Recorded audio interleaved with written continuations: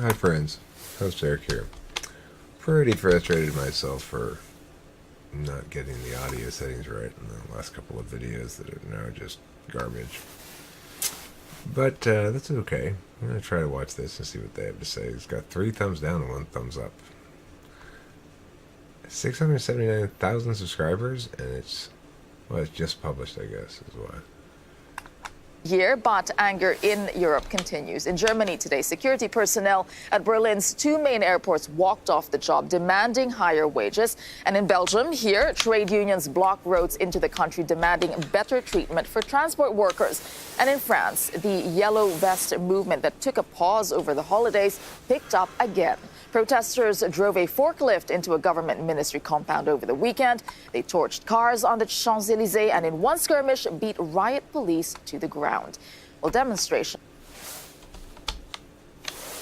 Never in a million years would that happen in the United States.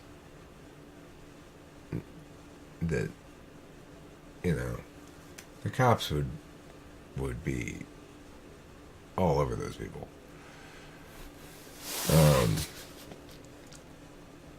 And they should be. Those thugs deserve to be forcibly taken down and arrested and put in jail for being thugs. Against a proposed diesel tax began in November, but have since morphed into an assault on Emmanuel Macron's presidency. All right, we're looking at a new year, but same old problems, as we were talking about. Do you see a common thread in everything we're seeing in these different countries? Ryan, I'll start with you. Well, I think there's definitely a thread where people are saying they want to criticize establishment forces of power, whether that is political parties, whether it's imperial presidents, whether it is the people who they think are taking what is rightfully theirs. So yes, there's a thread there, whether it is Hungary and the fact that you've got a big concentration of power in the government, whether it is this fuel tax in France, you can see it in many different places, and it is people saying they're not comfortable with where the establishment has led them. So they're not comfortable. I mean, the issues that we see in the different countries are triggers for what has existed there. And would it be fair to say that the discontent has started years ago when Europe started going through the hardship? Is that a fair assessment to make? Yes, I would say that. There is a growing sense of frustration with the politics as usual. I think citizens are telling their governments that what you've been doing for decades and ignoring the problems of so many people on the ground can no longer continue. But of course, there's a difference between different member states. What you saw in Germany perhaps was more structured than what is happening in France, which is spontaneous and directly attacking the ruler of the country who was so overwhelmingly elected a couple of years ago. So there is the sense of, if I go out on the street, I can bring some governments to their knees. And I think that is emboldening more than when they started 10 years ago, if you can continue call the economic crisis as the start of this, is bigger now. And you were saying ignore. I mean, I might know where you stand on this, but do you think there is a sense of governments ignoring what people are saying? Well, it's my opinion that what we see now is an old problem in the sense that governments and the regimes, and especially the European Union, ignored several signals for almost a decade. Referendums against larger European Union, more deepening of the European Union. Also, the electoral system in France is very special. It brought people to the power that were ignored by the people afterwards. So there is an injustice in the system, whereas people have to pay their taxes, they have to pay their fines, they have to come up with a tremendous amount of regulation. And that is a conflict. And in the meantime, the regimes don't listen to the people. And so we will see more of these. What has he said so far? What have these people said? That people in Europe are angry because their governments don't listen to them. And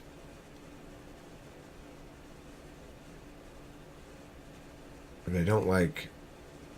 I guess they've also said that they don't like the EU, and perhaps they mentioned something about being overregulated.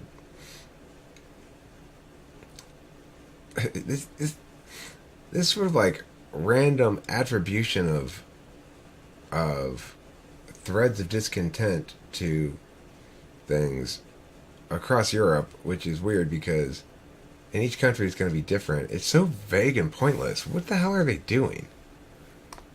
When you said bringing governments down on their knees, I mean, what would people gain from this? I mean, wouldn't it hurt them as much as it hurts the government? Well, sometimes people aren't thinking very rationally or very long-term. If they feel that they can punish someone they feel has done wrong to them, many people will take that opportunity, or they are inspired by one particular example or another, like the Brexit referendum or Donald Trump's election. It's not hard to join the dots between that and some of these protest movements. You see that standing up achieves some success or gets you a headline in one country, and you feel maybe I can do it in my own country. It's an election year here in Europe. So in many senses, people would be mad if they didn't try and take a shot at politicians, because this is the one time when politicians around the continent are all listening to them.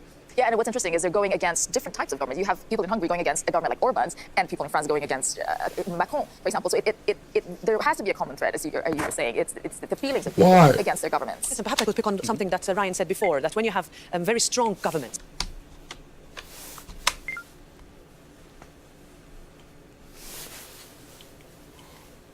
Why does there have to be a common thread? Because the eruptions of various, I guess you'd say, protests or whatever, is coincidental.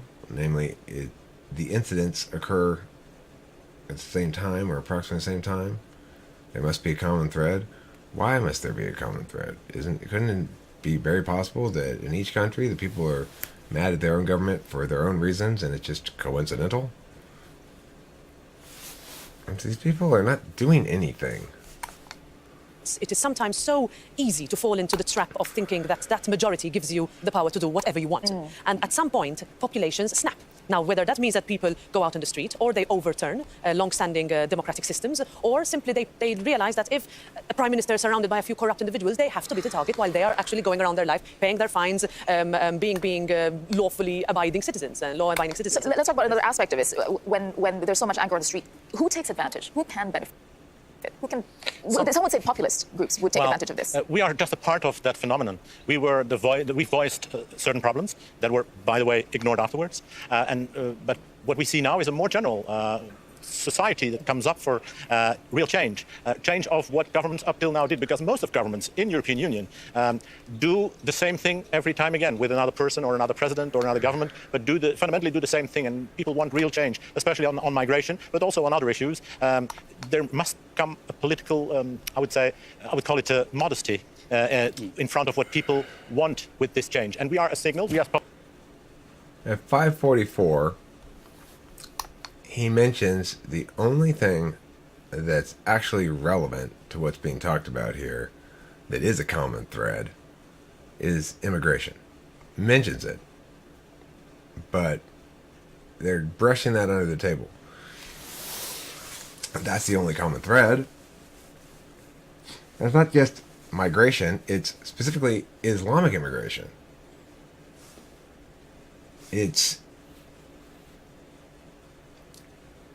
There's good reason to be angry about it.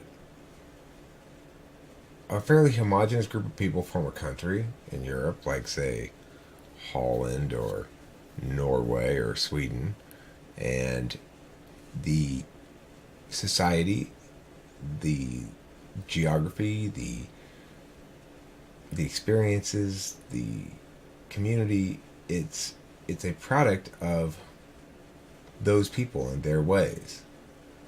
To invite a whole bunch of Muslims in, like Sweden did, is to kill your own country. And it's no longer ever going to be Sweden. It's always going to be a place of turmoil going forward, in which conflicting cultures with very, very different values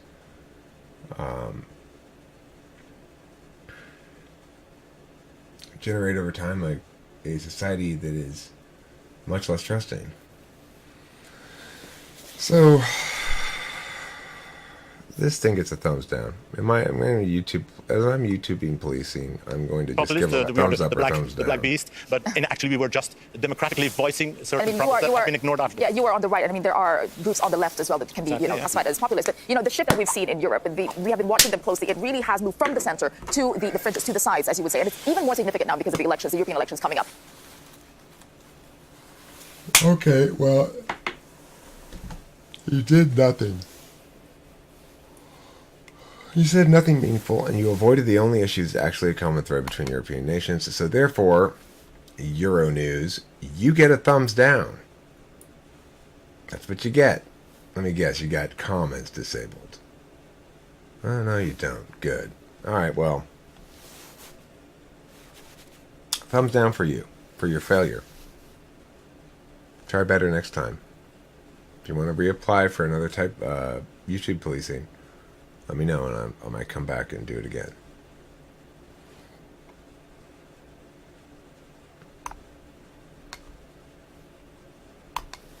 The end.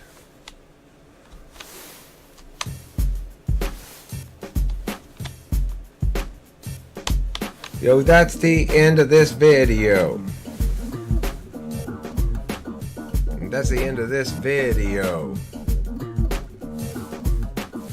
If you think it's the beginning, you're wrong, and I'm a-skinning your skin up of your body again and wondering why you could be so wrong when the truth is obvious. And then you should go ahead and begin to believe it when you say, my name is Jay. I say, I didn't ask you your name. I don't care if your name is Jay. I'm done with this video anyway, and it's gonna end very soon. Real soon. Any moment now. Very soon. You'll see it in the room. When it's time to end, it'll be noon. Or maybe 12. Maybe 12:01, I mean 2. I don't know, perhaps 3 or 4. Or you maybe know the time better than I do. After all, you're a watchmaker. You're a goddamn watchmaker. Always making watches, checking the time, and making watches all again, and the end.